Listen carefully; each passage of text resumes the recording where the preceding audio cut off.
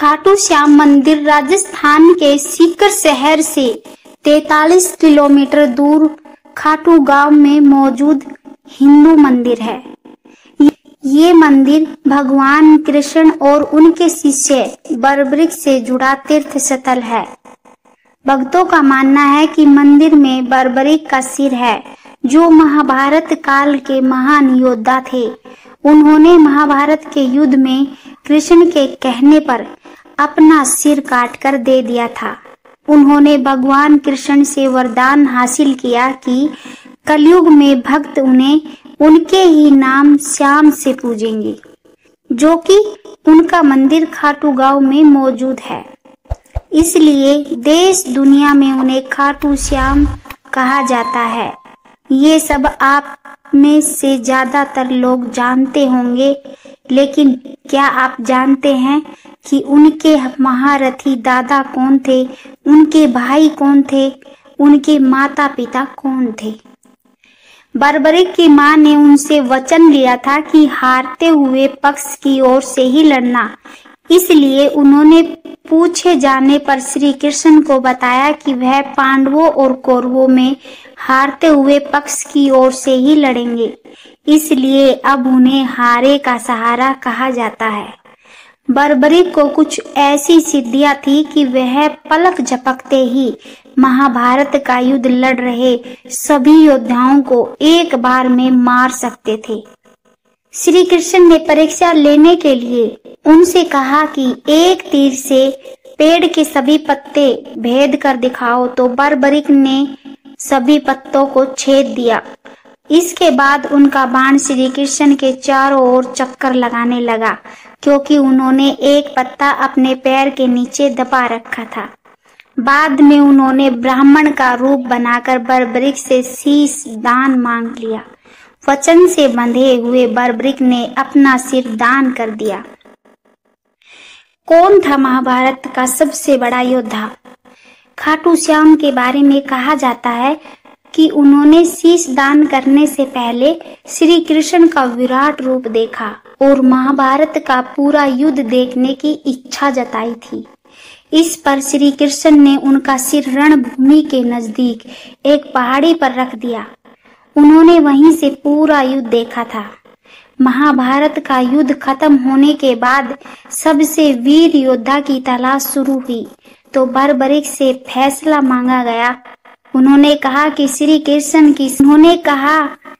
कृष्ण ही सबसे बड़े योद्धा हैं, क्योंकि हर तरफ उनका सुदर्शन चक्र ही घूमता हुआ नजर आ रहा था, जो शत्रुओं को काट रहा था। इस पर श्री कृष्ण ने उन्हें कलयुग में उन्हीं के एक नाम श्याम से पूजे जाने का वरदान दिया। जानते हैं कि उनके महारथी दादा कौन थे, उनके परिवार में और कौन कौन थे? कौन थी खाटू श्याम की दादी और माता? खाटू श्याम घटोत्कच और नाग कन्या अहिल्यावती यानी मोरवी के सबसे बड़े बेटे थे। उनके दादा पांडवों में सबसे ताकतवर योद्धा भीम थे, जिनके आगे बड़े बड़े योद्धा पानी भरते थे। उनकी दादी हिडिंबा थी। कुछ पौराणिक कथाओं के मुताबिक बर्बरिक सूर्यवर्चा नाम के यक्ष थे, जिनका पुनर्जन्म मानव के रूप में हुआ था। श्री कृष्ण को खाटू श्याम का गुरु माना जाता है। वही बर्बरिक यानी खाटू श्याम भगवान शिव के परम भगत थे। पहले उन्होंने आदि शक्ति की तपस्या कर असीमित शक्तियां हासिल की।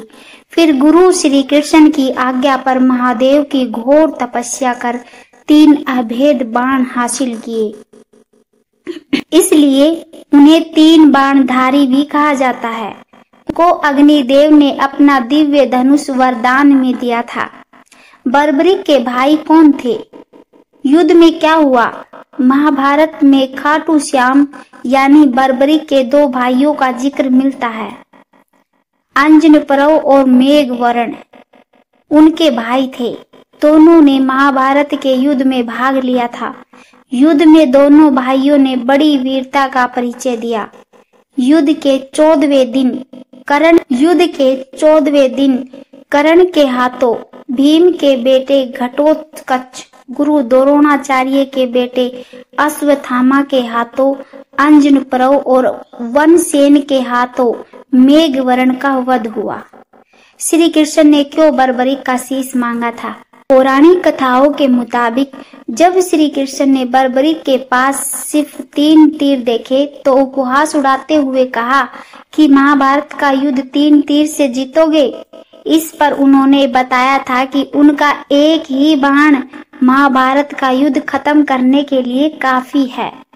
अगर तीनों बाण चला दिए तो तीनों लोकों में हाहाकार मच जाएगा।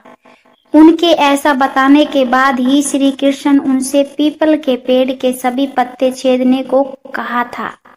परिणाम देखने पर श्री कृष्ण को एहसास हो गया था कि पांडवों का जीतना नामुमकिन हो जाएगा, इसलिए उन्होंने बर्बरीक से शीश दान मांगा था। कैसे बना सीकर के खाटू गांव में श्याम मंदिर? बर्बरीक का शीश सीकर के खाटू गांव में मिला था।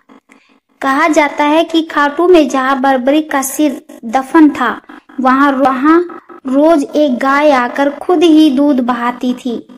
बाद में खुदाई करने पर वहां शीश मिला। शुरुआत में एक ब्राह्मण ने उसकी पूजा की, फिर एक खाटू के राजा को सपने में उस जगह मंदिर बनाने और बर्बरीक का शीश वहां स्थापित कर पूजा पाठ करने की बात कही गई।